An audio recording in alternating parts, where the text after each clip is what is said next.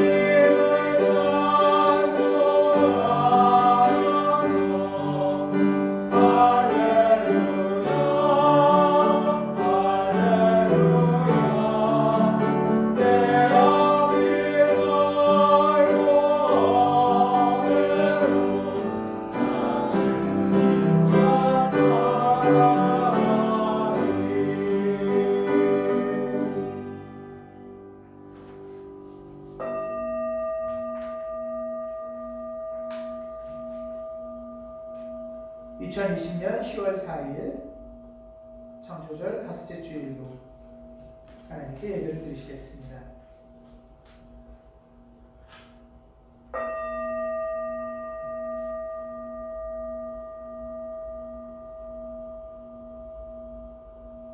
당신의 뜻에 따라 언제나 계절을 이끄시는 하나님, 우리가 오늘 마음을 모아 주님 앞에 예배를 드립니다.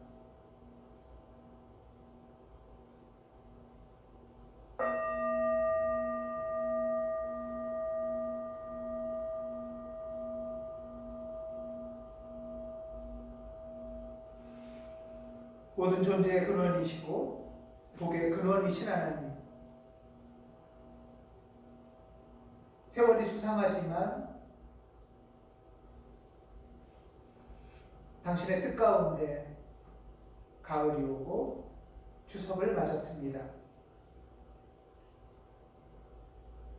올해가 이제 3달 남는 시점입니다.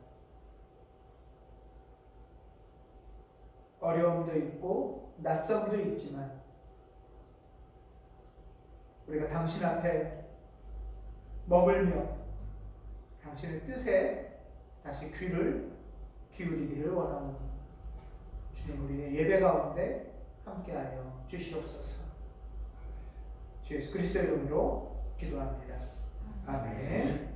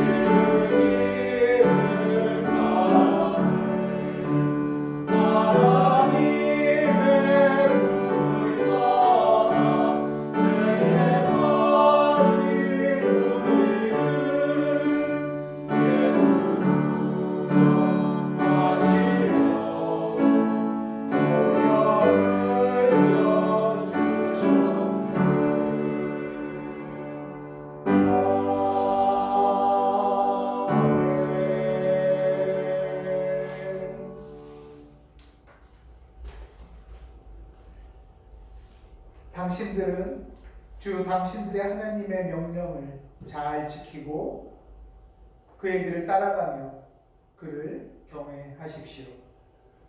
주 당신들의 하나님이 당신들을 데리고 가시는 땅은 좋은 땅입니다. 뿐만 아니라 우리는 고통을 당하면서도 기뻐합니다. 고통은 인내를 낳고 인내는 시련을 이겨내는 끈기를 낳고 그러한 끈기는 희망을 낳는다는 것을 우리는 알고 있기 때문입니다. 이 희망은 우리를 실망시키지 않습니다. 우리가 받은 성령께서 우리 마음속에 하나님의 사랑을 부어주셨기 때문입니다. 아멘. 아멘.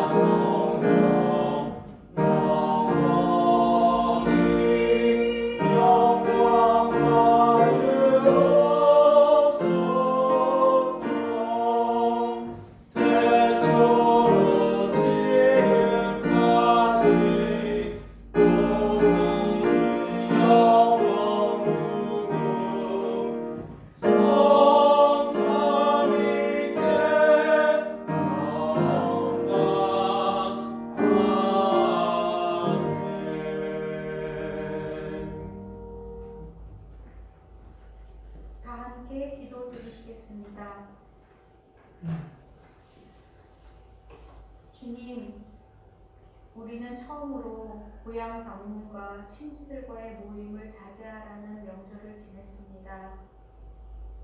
코로나19 덕분에 곳곳에서 힘겹고 기막힌 일들이 벌어진 지도 거의 한 해가 다 되어 갑니다. 언제까지 이 어려운 시기를 견뎌야 할까요? 주님, 우리를 불쌍히 여겨 주십시오. 우리에게 자비를 베풀어 주시기 바랍니다. 그럼에도 불구하고 코로나19가 우리에게 준 유익도 간과할 수 없습니다. 지난 몇 년 동안 구름이 몽실몽실 피어오르는 맑은 가을 하늘을 요즘처럼 자주 보지는 못했던 것 같습니다. 사람들의 움직임이 줄어들자 동식물들의 신음소리가 잦아진 것도 감사한 일입니다. 게다가 한국교회는 모이는 대면 예배의 기회를 박탈당하고서야 그 어느 때보다 자기 성찰의 기회를 갖게 되었습니다. 교회의 본질이 무엇인지, 주의를 거룩하게 지킨다는 것이 무엇인지, 하나님의 임재와 안식이 있는 주의를 어떻게 보낼 수 있는지 우리들의 물음은 끝도 없이 올라옵니다. 어쩌면 이 물음은 훨씬 이전부터 물었어야 할 가장 본질적인 질문이 아닐까 생각됩니다. 한국의 대부분의 중대형 교회들은 코로나19가 끝나도 기독교의 예배 문화가 이전처럼 돌아갈 수 없다는 암담함에 빠져 있다고들 합니다. 그토록 소비적이고 자본주의적인 교회 문화로 되돌아갈 수 없다는 소식은 어쩌면 참된 기독교인들에게 진정으로 복음이 아닐지요. 많이 모이는 것이 꺼려진 세상에서 작은 모임의 소중함을 다시금 되새깁니다. 소박하게 소비하고 살아가야 하며 서로의 연결을 소중히 여기는 참된 공동체를 소망하지 않고는 살 수 없는 세상을 코로나19는 우리에게 선물해주고 있는 것은 아닐까요? 그게 아니더라도 코로나19의 경험을 통해서 우리는 주님의 지혜를 얻고 주님의 은총을 통해 보시기에 참 좋았던 세상으로 하나님의 창조의 섭리로 되돌아갈 수 있길 소망해 봅니다. 새로운 창조 세계의 주인이신 예수 그리스도 이름으로 기도합니다. 아멘.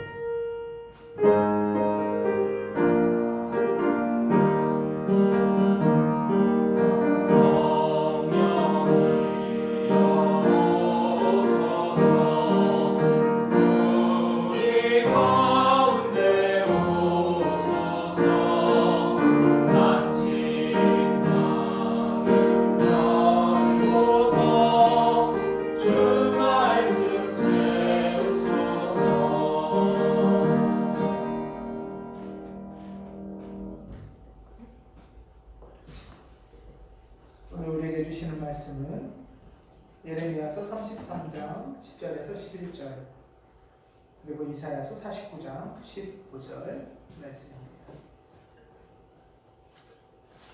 예레미야서 먼저 공독하겠습니다. 예레미야서. 나 주가 말한다.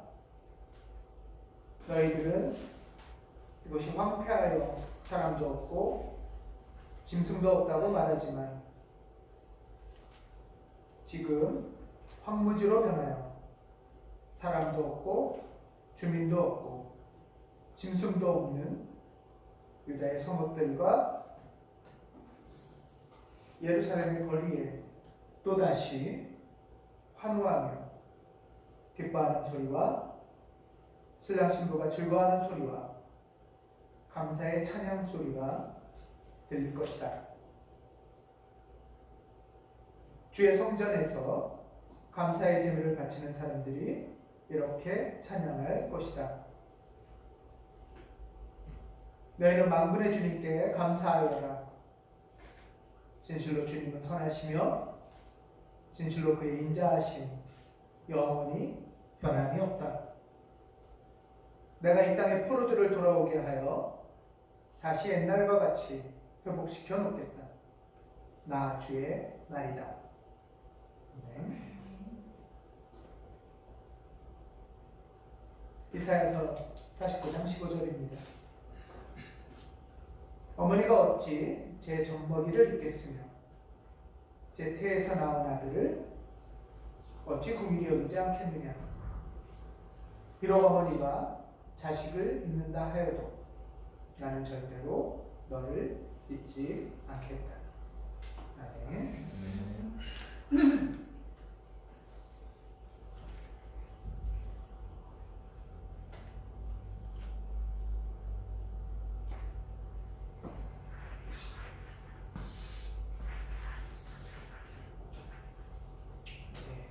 안녕하세요. 안녕하세요.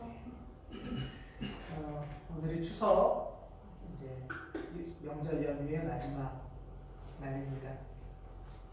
여러분들이 추석 연휴를 어떻게 보내셨을까 궁금합니다. 오늘 이렇게 예배전에 오신 교육자와 예배 교우분들은 예배 전에 추석을 어떻게 지내셨는지 잠깐 나누기도 했는데요. 우리 교우들은 어떻게 지내셨을까 생각해 보게 됩니다. 물론 작년이나 이전과 큰 차이 없이 거의 비슷하게 추석 연휴를 보내신 분들도 계실 테지만 또 어떤 분들은 코로나 이전과는 전혀 다른 방식으로 추석을 보내신 분들, 추석을 보내신 가정들도 계실 거라는 생각을 합니다.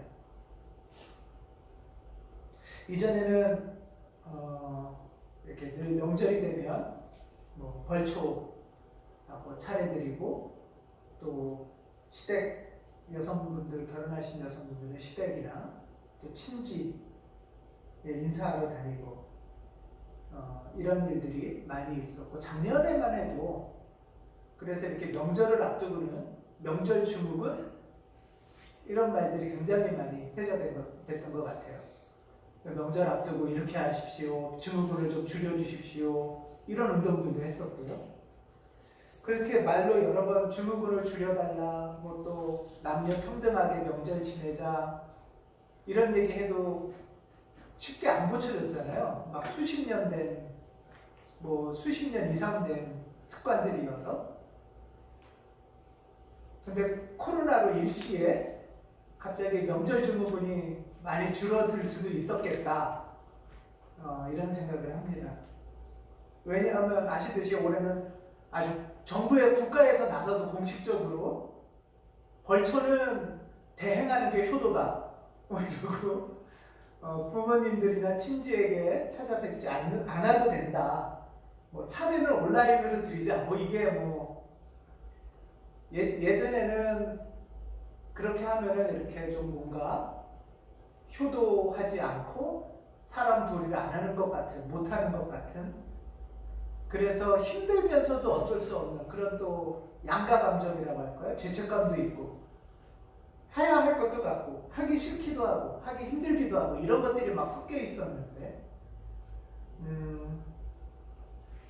이제는 어떤 면에서는 코로나 때문에 굉장히 많이 바뀐 삶의 모습 중에 하나가 이 명절이 아닌가 생각합니다.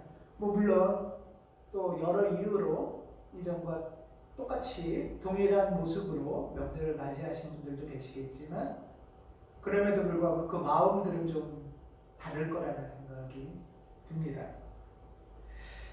아무튼 저희 집안도 좀 이전에는 굉장히 유교의 질서를 아주 중요하게 여기는 집안이었었거든요. 집안 전통 중에는 벌초나 차례나가 아주 목숨처럼 소중히 여겨야 되는 그런 가정도 있었는데 이제는 그것이 많이 흔들려서 아마 백신이 나오고 나도 이전처럼 똑같이 그 전통을 고수하는 거랑은 조금 달라지지 않았을까 하는 생각이 듭니다. 이전하고는 비슷한 형태로 복귀된다고 해도 그 마음은 좀 더 바뀔 수도 있고, 또 한편으로는 그렇게 안 해도 괜찮겠더라, 아니 오히려 이제는 조금 다르게 해보는 게 어떨까 하는 생각들이 아마 우리 사회 전체적으로 많이 퍼지게 되는 계기가 아닐까, 이런 생각을 합니다. 그렇게 해서 아주 전통을 이렇게 목숨처럼 중요하게 여기던 전통에 균열이 가기 시작한 게 사실 코로나일 수도 있을 것 같습니다. 사실 전통의 균열을 가장 무서워하는 거는 교회죠. 교회. 주일에 무조건 교회 가야 되고 예배 드려야 되고 헌금해야 되는데, 어차피 이런 최후의 보루 같은 이런 전통, 교회의 전통들이 많이 흔들리게 됐습니다. 온라인으로 예배 드리니까 아무래도 예배에 이렇게 집중하는, 또 준비하고 정성 드리는 마음도 조금 흔들릴 수도 있고, 또 마음은 있지만 온라인으로 헌금을 하니까 깜빡 잊어버리기도 하잖아요. 근데 사실은 잊어버리는 것이 중요한 문제가 아니라, 추석의 명절이나 교회의 전통이나 깜빡 잊어버리고 봤는데, 깜빡 잊어버려도 별일이 없는 거예요. 그건 거죠. 예를 들면 벌초는 정말 정성껏 해야 되고, 차례는 목숨처럼 지키고, 부모님 시댁 찾아가고 뭐 이래야 조상님이 화 안 내는 줄 알았는데, 그렇게 안 해봤는데도 괜찮은 거죠. 네. 그러면서부터 이제 우리들은 질문을 하는 겁니다. 뭐 그냥 지나가도 괜찮네, 별일 없었네, 조상님이 그렇게 크게 노하는 것 같지도 않고, 뭐 하나님도 그렇게, 또는 내 신앙도 그렇게 크게 흔들리는 것 같지도 않고, 이런 속에서 우리가 질문을 다시 하기 시작하겠죠.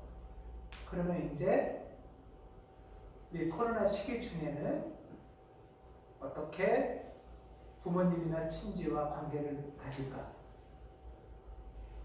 이 코로나 시기 중에는 나는 교회와 또 교회를 통하여 하나님과 어떻게 관계를 가질까 하는 질문이 이제 생길 겁니다.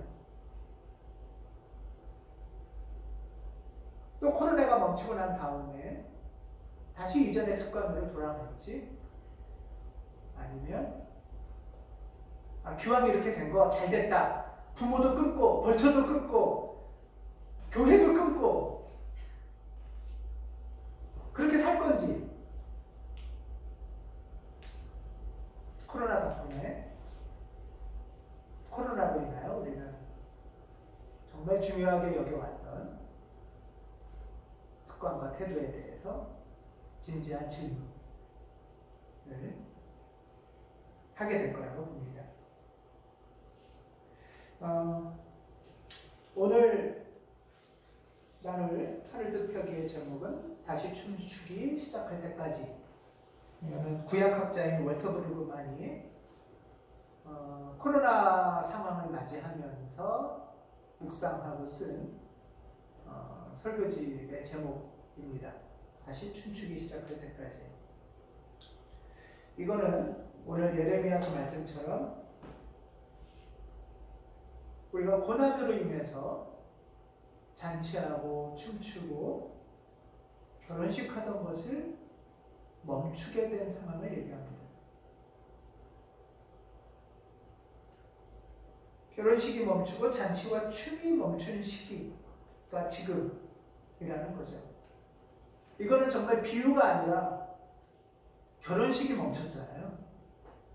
회갑잔치가 멈췄고 진갑잔치가 멈췄고 명절에 막 모여서 놀고 흥겹게 하던 잔치가 멈춘 시기입니다.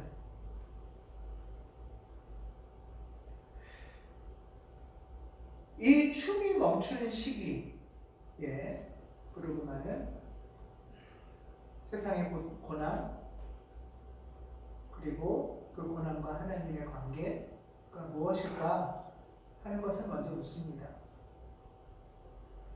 이 세상의 고난, 또 우리가 살면서 인생의 그 고통을 맞이할 때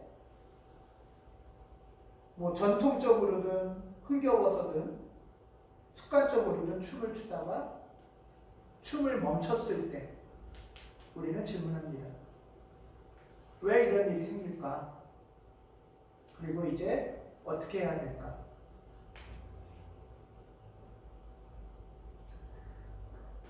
월터 브루그만은 이 세상의 엄청난 고난과 하나님의 관계를 간략히 정리해서 구약성서를 통해서 이야기하는데요.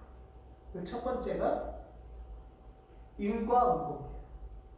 인과. 우리가 왜 춤을 멈추게 됐을까? 우리한테 왜 결혼식과 잔치와 명절이 멈추게 됐을까? 첫 번째는 구약성서의 가르침의 인과응보라는 겁니다. 다시 말하면 의인은 복을 받고 악인은 고난을 당한다는 거죠. 의인은 복 받고 악인은 고난 당한다. 이거는 시편 1편서부터 이어지는 아주 큰 주제이지요. 복 있는 사람은 시냇가 심은 나무처럼 하는 일이 잘 되고 의인의 길은 주님이 인정받는다. 그러나 악인의 길은 망할 것이다. 이것이 거대한 시편의 시작입니다. 즉 인과응보입니다. 이때 인과응보의 기준은 뭐냐 하면 정이냐 불이냐, 선이냐 악이냐 하는 거고요. 구체적으로는 하나님이 주신 율법, 그 율법을 준수하고 있느냐, 지키지 못하느냐. 그래서 율법을 지키면 복을 받고 율법을 지키지 못하면 징계를 받는다. 이게 인과응보의 가르침입니다. 구약성서에 보면 하나님은 무조건 복 준다고 하지 않고요. 하나님은 이 법을 지키면 복을 준다라고 말씀합니다. 그래서 하나님의 계약에 기초한 인과응보라는 거죠. 출애굽기에는 이런 말씀이 있습니다. 이제 너희가 정말로 나의 말을 듣고 내가 세워준 언약을 지키면 너희는 모든 민족 가운데서 나의 보물이 될 것이다. 온 세상이 다 나의 것이다. 그러므로 너희는 내가 선택한 백성이 되고 너희의 나라는 나를 섬기는 제사장 나라가 되고 너희는 거룩한 민족이 될 것이다. 이 말씀은 하나님께서 이집트의 노예 생활하던 히브리인들을 이끌어내셔서 구출하셔서 광야에서 시내산 앞으로 가면서 십계명을 주시기 직전에 하시는 말씀이에요.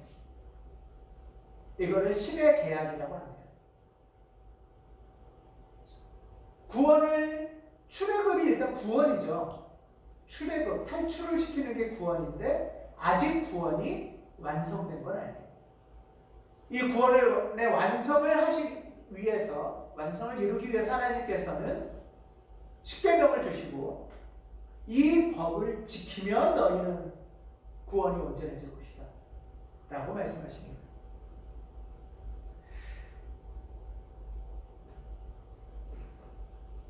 그리고 거꾸로 말하면 히브리인들이 이 율법을 멸시하고 조롱할 때 하나님은 징계를 하신다고 합니다. 그렇다면 이 징계의 목적은 뭐겠습니까? 고난의 목적은 율법으로 돌이키게 하는 것이죠. 복의 길로 돌이키게 하시는 것이 하나님의 뜻입니다. 이때의 징계는 우리를 파멸시키는 것이 아니라 출애굽의 구원을 완성시키기 위한, 우리를 만드신 창조의 뜻을 완성시키기 위해서 징계를 하시는 겁니다. 그래서 오히려 이 뜻 안에서 하나님에게 징계를 받는 사람은 복이 있는 사람이라고 말씀합니다. 욥기에 이렇게 나옵니다. 하나님께 징계를 받는 사람은 복된 사람이다.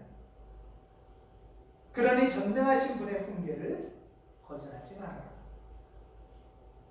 이때의 징계는, 이때의 고난은 하나님이 주시는 훈계라는 것입니다.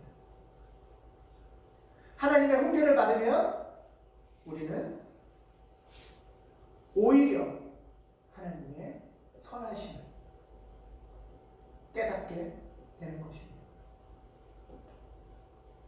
주님께서는 엄히 징계하셔도 나를 죽게 버려두지는 않으신다 라는 가르침이 바로 그래서 시편의 노래로 이어집니다. 이때 하나님이 주시는 징계는 우리를 죽이고 버리고 파멸시키려는 징계가 아니라 바로 당신의 손으로 돌이키셔서 창조의 뜻을 이루시려는, 우리가 추던 춤을 온전케 하시려는 징계, 자비의 징계라고 할 수 있습니다. 그런 뜻에서 브루그만을 한번 생각해보자고 합니다. 코로나19는 혹시 하나님이 우리에게 주시는 자비의 징계가 아닐까? 선한 길로 돌이키기를 바라시는 하나님의 뜻 아닐까 하고 묻습니다. 많은 사람들은 코로나19는 자본주의와 세계화의 탐욕이 일으킨 결과일 수 있다고 합니다.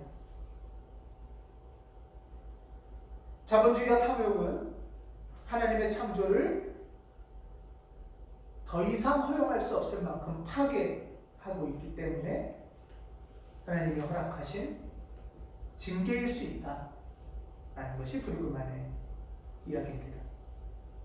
거꾸로 말하면 하나님의 창조 질서와 구원을 완성시키고자 하시는 하나님의 뜻은 절대 누구와도 양보할 수 없고 포기할 수 없고 타협할 수 없는 하나님의 온전하신 뜻이라는 것입니다. 우리가 지금 받는 고난은 어쩌면, 우리 인류가 받는 고난은 지금 어쩌면 하나님이 우리를 선함으로 이끄시려는, 창조의 질서를 온전케 하시려는 징계일 수 있습니다. 이 깨달음으로 나갈 때 우리가 할 수 있고 해야 할 일은 그럼 무엇이겠습니까? 그것은 바로 우리가 지금까지 걸어왔던 길이 하나님의 뜻을 거역하는 것은 아닌지, 하나님의 창조 질서를 파괴했던 것은 아닌지, 하나님의 출애굽시켰던 그 선한 뜻을 멸시했던 것은 아닌지 돌이키는 것, 그리고 다시 악을 버리고 선인의 길로 올라서는 것, 그것이 하나님이 우리에게 가르쳐 주시는 가르침일 수 있다라고 브루그만은 말합니다. 이것은 인류의 가르침일 뿐 아니라 우리의 개인사에 있어서도 어려움이 다가올 때, 고통과 고난이 다가올 때 혹시 이것이 하나님이 나를 더 온전한 길로 이끄시려는 가르침이 아닐까, 훈계가 아닐까 하는 성찰을 보여주고 있습니다.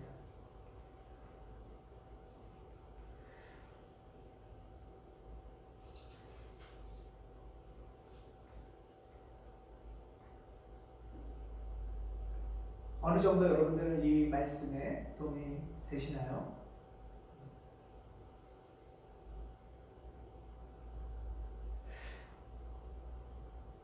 그런데 여기서 멈추면 안 됩니다. 물론 우리 인생이나 세상사는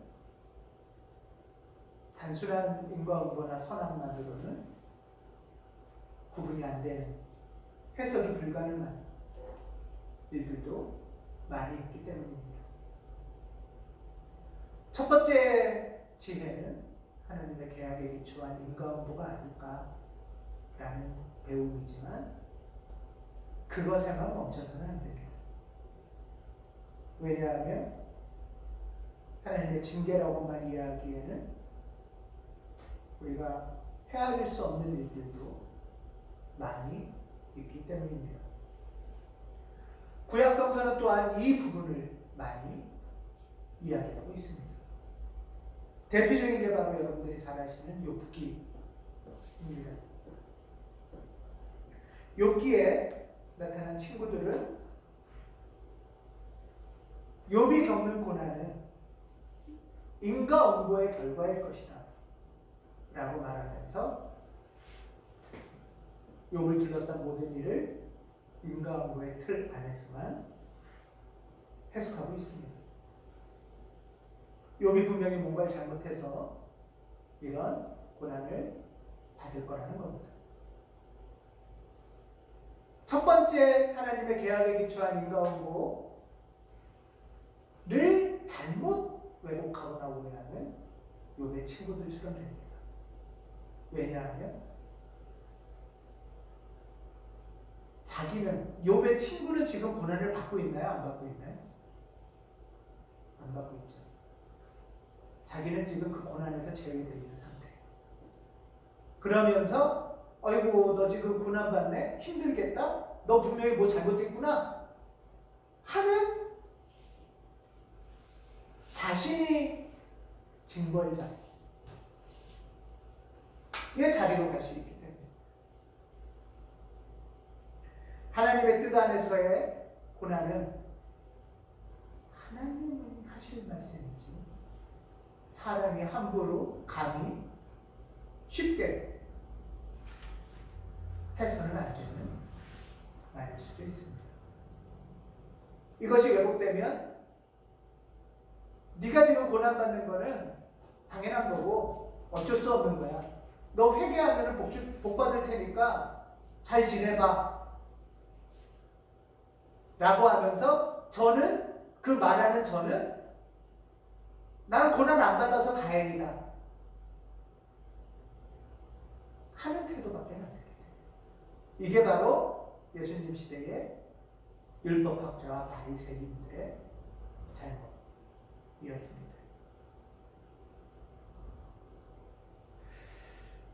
더 나가면 인과응보를 왜곡하면 나는 예배 드릴 만큼 드리고 제사 지낼 만큼 지냈고 헌금도 많이 하고 착한 일도 많이 했으니까 하나님은 나한테 무조건 잘해줘야 돼. 하나님은 내 일을 다 해결해줘야 돼. 라고 하나님을 오해하기도 시작하고 신앙도 오해하기 시작할 수 있습니다. 여기서 더 나가면 어떻게 되냐 하면 정강원처럼 되는 거예요. 나 예배 열심히 드렸고 교회도 키웠고 교인들도 많이 불렸는데 하나님 까불면 안 돼. 죽어. 뭐 이런 소리까지 나오는 거죠 이제. 왜? 그 인과응보라는 걸 갖고서 하나님을 역설자리하기까지 된다는 거예요.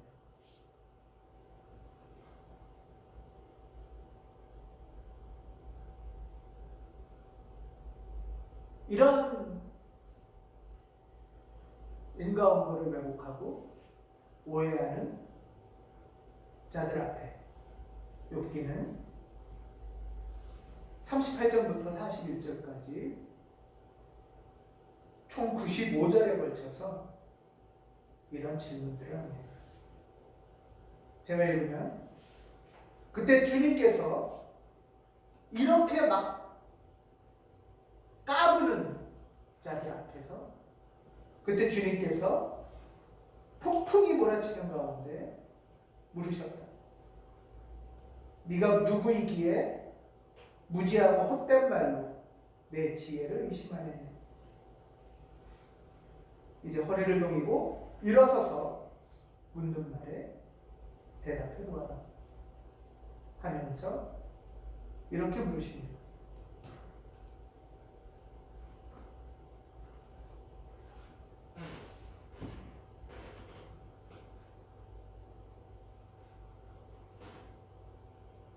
누가 이 땅을 설계하였는지 너는 아느냐? 누가 그 위에 충량주를 띄웠는지 너는 아느냐? 무엇이 땅을 버티는 기둥을 잡고 있고 누가 땅의 주춧돌을 놓았느냐?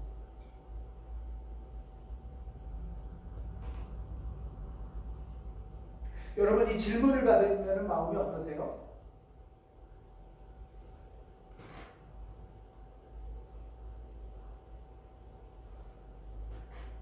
저는 이 질문 앞에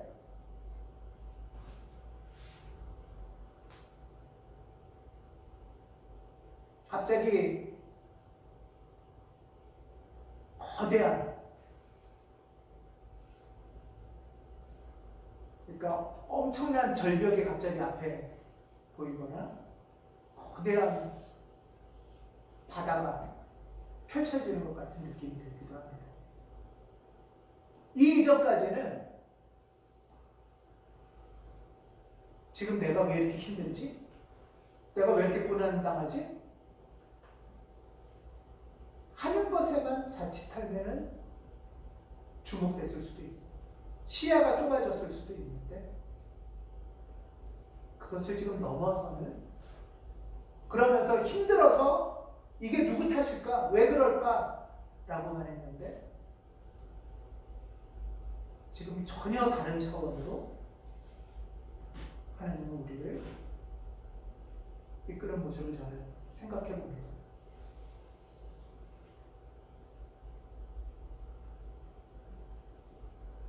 네가 지금까지 살아오면서 네가 아침에게 명령하여 동이 트게 해본 일이 있느냐? 여러분들 중에 해본 적 있으세요? 새벽에게 명령하여 새벽에 제자리를 지키게 한 일이 있느냐?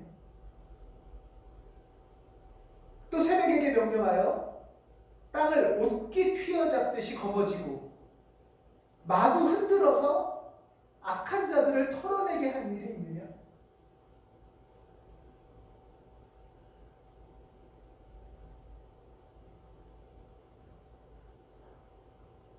대답해 보아라.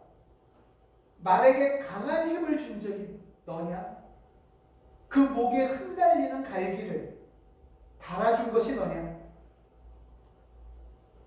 네가 말을 메뚜기처럼 뛰게 만들었느냐? 사람을 두렵게 하는 그 위세당당한 콧소리를 네가 만들어 주었느냐?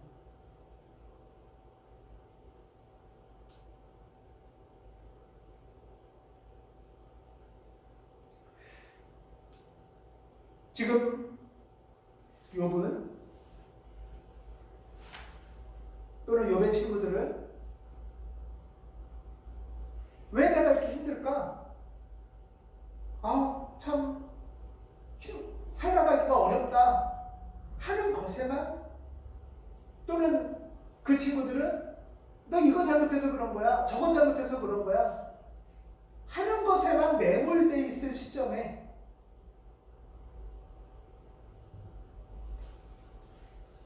하나님은 이 세상의 모든 존재자들의 근원과 연결되는 질문 앞에 욥을 세우십니다.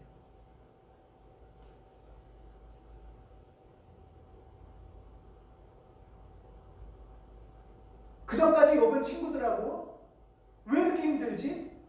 뭘 잘못했지? 네가 잘못했겠지? 하고 서로 탓하고 핑계대던 그 틈바구니에서 전혀 새로운 인생의 근원적인 질문 앞으로 이끌어가기도 합니다. 그리고 이 질문 앞에서 욥은 스스로를 발견합니다.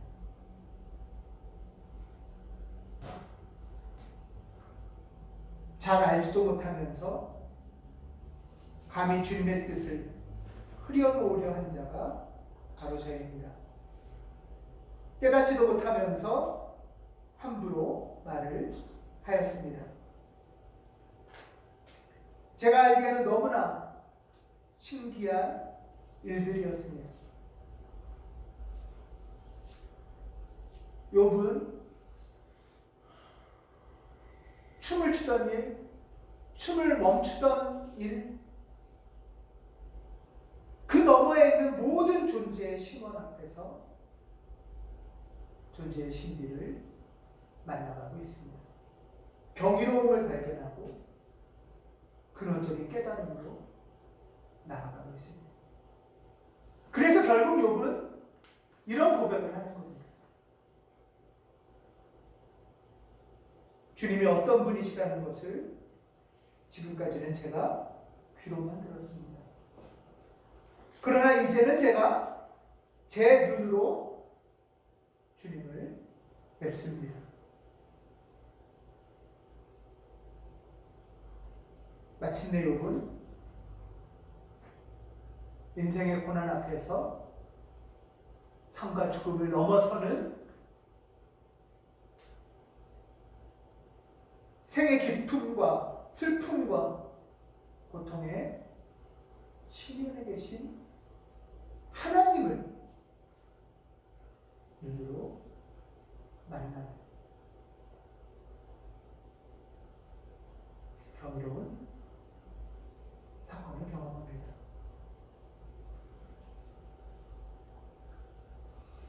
이제 욥에게는 하나님은 그저 머릿속으로만 이해할 수 있는, 내가 이해 안 되면 짜증내는, 단순 논리로만 축소시킬 수 없는 그런 분임을 욥은 깨닫고 고백합니다.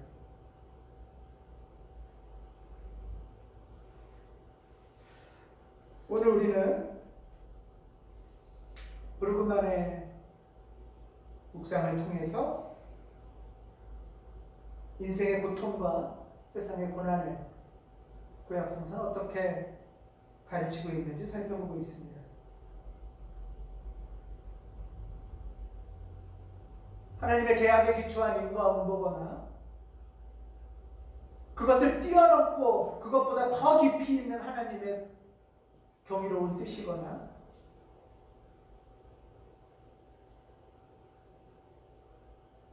우리가 겪는 고난과 고통은 하나님 안에 있다는 것입니다. 하나님보다 그래서 작다는 것입니다. 우리가 지금 겪는 고난과 고통이 너무 힘겹고 무섭고 예측 안 돼서 우리의 모든 것을 끝장낼 것 같지만, 내 생명도 뺏어갈 것 같지만, 그 모든 것이 하나님 안에 있음을 성서는 말씀합니다.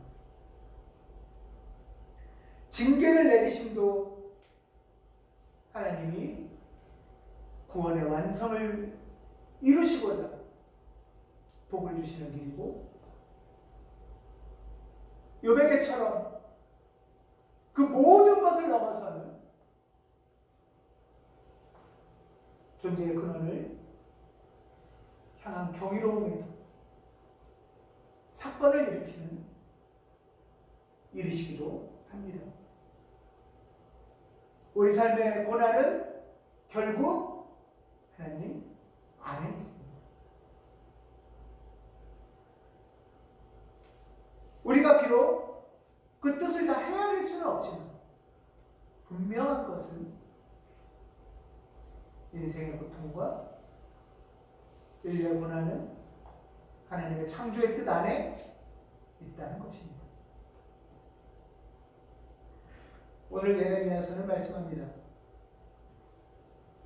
지금 황무지로 변하여 사람도 없고 주민도 없고 짐승도 없는 유다의 성읍들과 예루살렘의 거리에, 그래서 모든 결혼식이 멈춘 이 거리에, 모든 결혼식이 멈춘 게 사실은 지금 우리의 시대죠.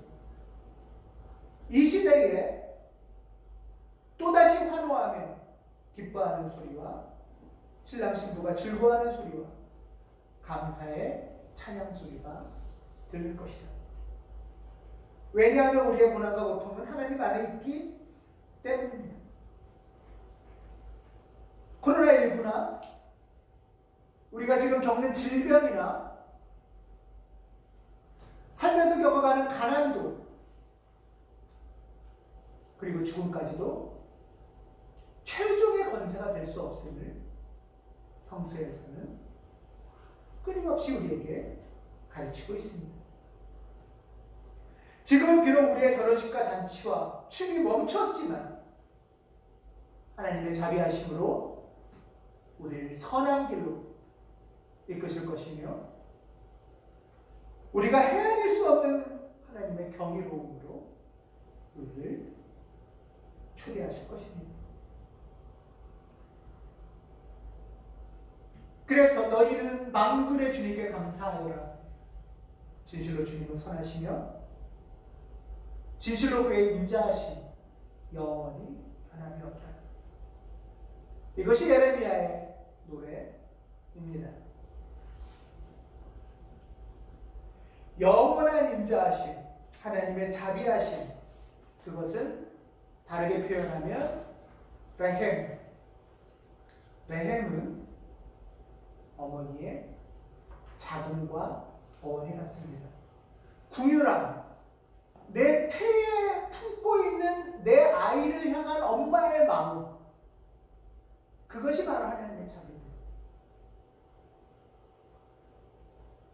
어머니가 어찌 제 젖먹이를 잊겠으며 제 태에서 나온 자식을 어찌 긍휼히 여기지 않겠느냐.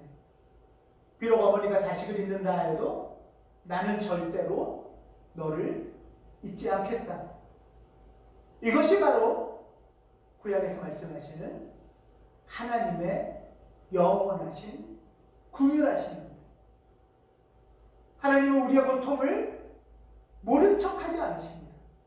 하나님은 우리의 고난을 외면하지 않으십니다. 하지만 이 고난과 고통이 어쩌면 우리의 무지와 탐욕으로 인하여 하나님을 버리는 길에 선 우리를 돌이키시기 위한 자비하신 징계일 수 있습니다. 그리고 또 한편으로는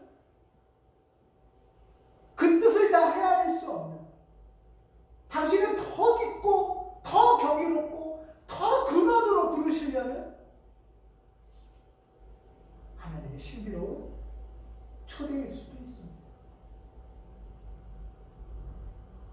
하나님은 우리가 지금 당하는 고난을 잊지 않으시고 우리를 돌이키게 하실 것입니다.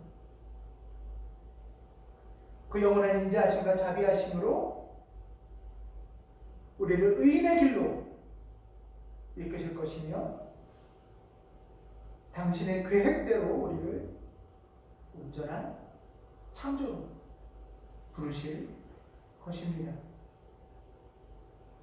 오늘 우리는 지금 춤을 멈춘 시대입니다. 하지만 우리가 다시 춤추기 시작할 때까지 우리는 집요하고도 타협하지 않는 희망으로 하나님을 경외하며 의인의 길로 걸어가야 합니다. 코로나 이전이나 춤을 멈춘 지금이나 다시 춤을 추기 시작할 때까지 하나님을 경외하고 의인의 길에 서는 것, 이것이 하나님의 백성 고난을 맞이하는 하늘의 뜻임을 성서는 말씀하고 계십니다. 이 길로 초대하신 하나님은 우리에게 어머니 같으신 마음으로 구원을 베푸실 것입니다. 기도하겠습니다.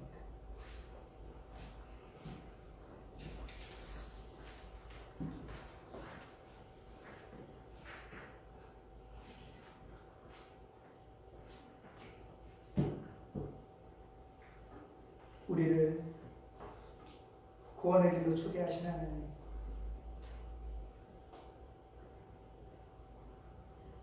우리를 당신의 선하신 길로 회복시켜 주시옵소서.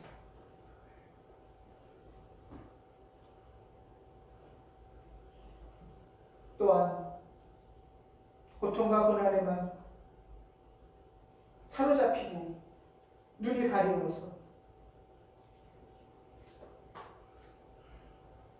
서로 핑계대며 원인을 찾는 것에만 몰두하지 않고 이 모든 것의 근원이신 하나님으로 나아가는 초대를 만나도록 도와주시옵소서. 잘 알지도 못하면서 감히 주님의 뜻을 흐려놓았던 우리를 용서하시고 이 고통과 고난을 뚫고 우리 한 사람 한 사람이 경이롭고 높으신 하나님 만나도록 이끌어 주시옵소서.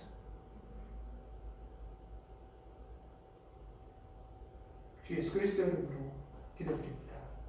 아멘.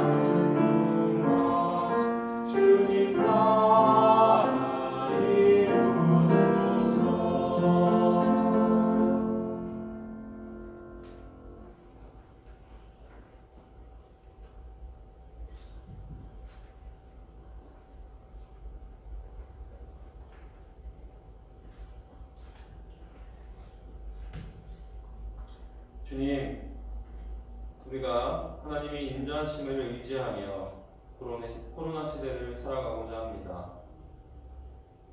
하나님의 긍휼하심을 믿으며 코로나 시대를 살아가고자 합니다.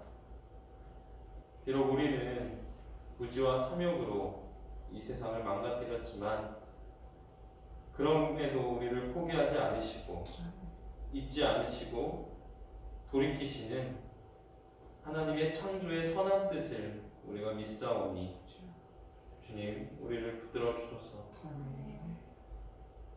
춤추는 걸 멈추고 서로 만나는 것을 멈추고 그 모든 것이 멈춰버린 이 시대 속에서 그럼에도 불구하고 우리가 다시 춤추기 시작할 때까지 하나님의 경외함을 믿고 그리스도인의 길을 걷는, 그리하여 다시 한번 놀라움과 경외의 날들을 다시 회복하는 하나님의 백성들이 되게 하소서. 아멘. 주님, 하나님께서 우리에게 주신 것을 우리가 다시 하나님께 올려드립니다. 나의 작은 것부터 나의 모든 것이 하나님께로부터 왔음을 고백하는 우리의 헌금을 기뻐 받아주시고 하나님의 것으로 이 세상이 풍요로워지는 헌금 되게 하소서. 아멘. 감사드리며 예수님의 이름으로 기도드립니다. 아멘.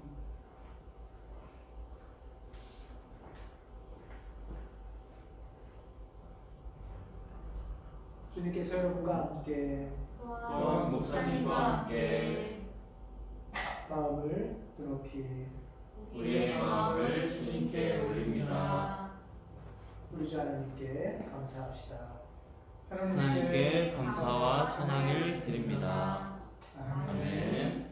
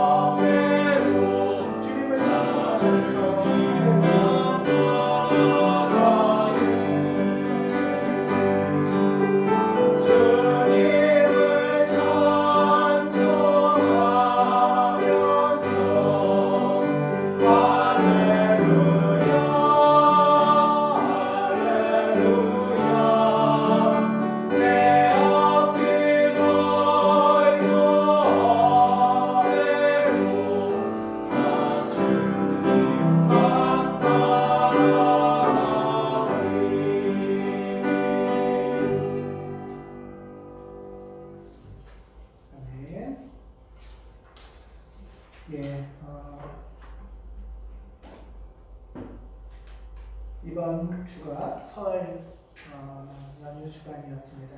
안전하게 잘 돌아오셨으리라 보고 이번 주 연휴 잘 마무리하는 오늘 되시길 바라고요. 오늘 오후에 2시부터 교우 여러분들 전체와 줌으로 만나는 시간을 갖겠습니다. 특별히 이렇게 일정이 있으신 분들은 참여를 못 하시지만 원래 오늘이 첫 주잖아요. 매월 첫 주인데 오늘 경청소 모임을 하는 것은 좀 어려울 것 같아서 시간이 되시는 분들은 2시에 줌으로 들어오시기 바랍니다. 전도사님께서 1시 반에는 그 전교 카톡방에 줌 주소를 올리겠습니다. 들어오셔서 서로 얼굴 보고 인사도 나누고 잠깐 이야기 나누는 시간 갖겠습니다. 그러니까 좀 이따 2시에 뵙겠습니다. 그리고 지난주에 온라인 환경에 대한 신앙 설문조사를 했는데요. 많이 응답을 해주셨어요. 20분, 총 20분이 지금 답해 주셨고요. 몇 분만 지금 아직 답을 못 하셔서 오늘 정도, 오늘 중으로 답을 해주시면 될 것 같습니다. 이걸 위해서 정한철 집사님 또 전도사님 수고해 주셨습니다. 감사합니다. 결과는 정리되면 같이 한번 공유하겠습니다. 그리고 이번 주 수요일부터 수요 모임을 시작하겠습니다. 이 책을 기초로 할 건데요. 예, 여기 사진이 있죠? 존 도미닉 크로산이라는 분이 쓴 책입니다.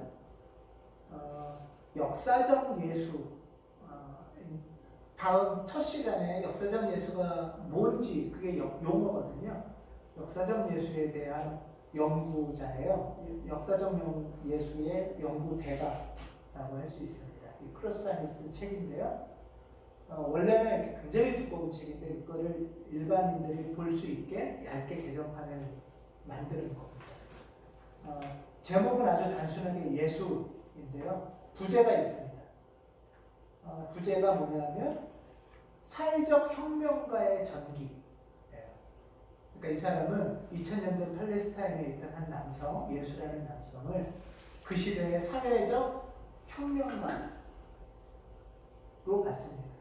혁명가를 보고서 연구한 게 아니고 역사적인 이 인물을 연구해 보니까 이 인물이 어떤 사회적인 혁명운동을 하는 그런 사람이구나 하는 이 부제는 결론인 거죠. 그래서 이 책에 대해서 이 책을 중심으로 해서 예수가 누군가를 같이 공부하겠습니다. 읽으셔도 좋고요. 못 읽으셔도 참여하셔도 됩니다. 이번 수요일 날 7시 반에 줌으로 시작을 할 텐데요. 줌으로 시작을 할 텐데 여기에 오실 수 있는 분은 몇 분 오셔도 되고요. 우선은 첫 시간이라 줌으로 오리엔테이션처럼 하겠습니다. 그래서 7시 반에 시작합니다. 이번 주 수요일. 또 참여하지 못하셔도 기도해 주시고 또 역사적 예수에 대한 예수가 누구인지에 대해서 관심 있어 하시는 분들을 좀 초대해 주셔도 좋습니다. 이런 책도 있잖아요. 예수 없는 한국교회라는 책도 있는데요. 예수가 누군가를 공부하는 시간입니다. 함께 해주시기 바랍니다. 그리고 10월 11일 날 다음 주일이죠? 예, 다음 주일입니다. 다음 주일 오후에 장로고시가 있습니다. 예, 고의자 집사님 위해서 기도해 주시고요. 그 다음 주 월요일 10월 19일에 경기노회에 정기 가을 노회가 있습니다. 예. 그리고 10월 생일 맞으신 분들 계십니다. 밴드에는 올라왔는데 고정석 집사님은 10월 1일이라 며칠 지났습니다. 예. 10월 1일이 고정석 집사님, 10월 7일 김지현 교우, 10월 17일 유대식 교우, 10월 18일 이선영 교우가 이렇게 10월에 생일을 맞았습니다.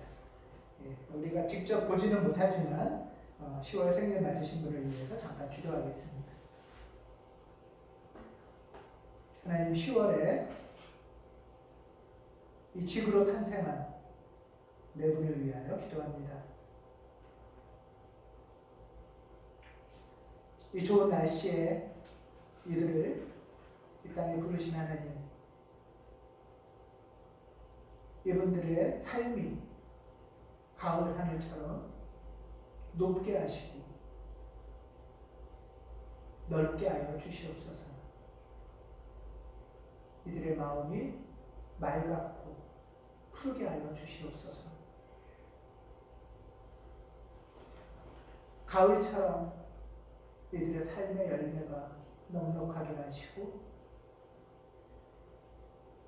풍성하게 나눌 수 있는 인생 되도록 도와주시옵소서. 고정석, 김지현, 유대식, 이선영 이분들 덕분에 마음이 시원해지게 하시고 넉넉하게 나누어 먹고 마시는 풍성함이 이루어지는 그 주변의 이웃들 되도록 함께하여 주시옵소서. 고마우신 주 예수 그리스도의 이름으로 기도드립니다. 아멘. 예.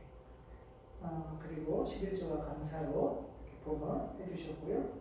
온라인으로 교회 계좌로 헌금을 해주고 계십니다. 예. 고맙습니다. 우리 같이 평화 인사를 나누겠습니다. 그리스도의 평화를 빕니다. 그리스도의 평화를 빕니다. 반갑습니다.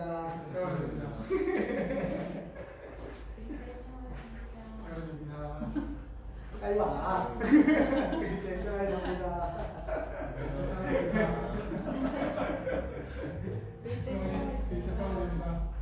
그리스도 사랑합니다. 그리스도 사랑합니다. 네, 인사하십시오. 슬그슬그.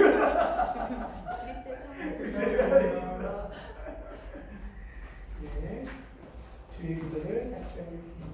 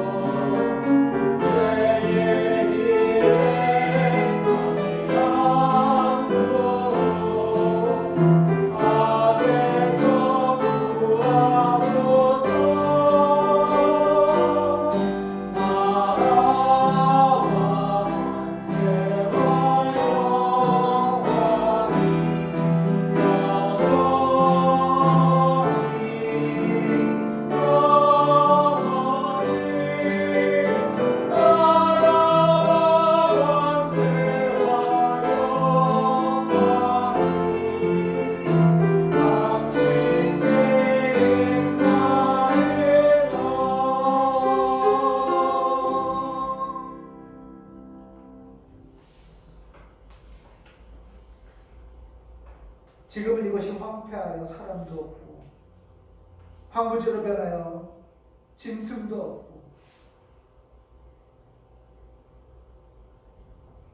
유다의 성읍과 예루살렘의 거리가 춤을 멈췄지만 이제 또다시 환호하며 기뻐하는 소리와 신랑 신부가 즐거워하는 소리와 감사의 찬양 소리가 들릴 것이다. 어머니가 어찌 제 젖먹이를 잊겠으며 제 태에서 나온 아들을 어찌 궁일이 여기지 않겠느냐. 비록 어머니가 자식을 잊는다 하여도 나는 절대로 너희를 잊지 않겠다.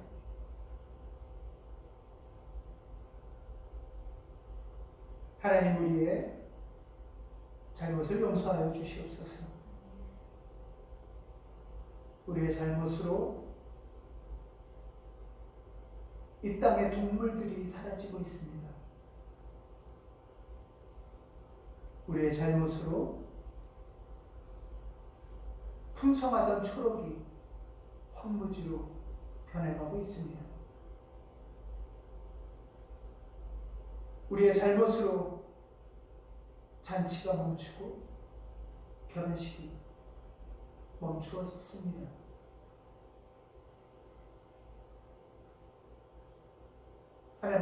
하나님께서 우리를 다시 의의 길로 불러 세워 주시옵소서. 우리를 잊지 않으시는 하나님, 우리의 고통을 외면하지 않으시고 우리보다 더 우리의 고통을 아파하시고 힘겨워하시는 어머니 하나님, 당신의 궁유를 베푸사 우리가 더 하나님 앞에 엎드리게 하시고 하나님을 경외하게 하시며 다시 춤추게 하여 주시옵소서. 온전한 당신의 뜻을, 당신의 구원과 창조의 뜻을 이루어 주시옵소서.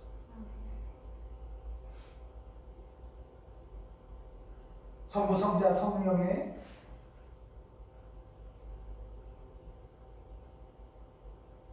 사랑과 은총과 격려하심이 악의 길을 버리고 선한 길을 택하기로 작정하며 당신의 자비하심의 의지에서 희망을 품고 이 시간을 걸어가기를 간절히 원하고 기도하는 당신의 딸과 아들들 위해 황폐한 이 땅의 짐승들 위해 함께 하시기를 간절히 축원합니다. 아멘.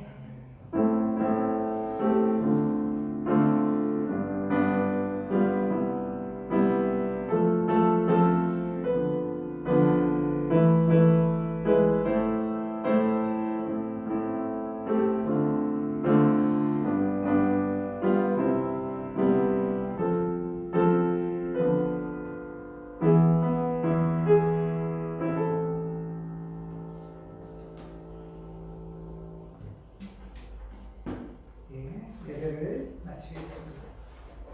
2시에 줌에서 만나겠습니다.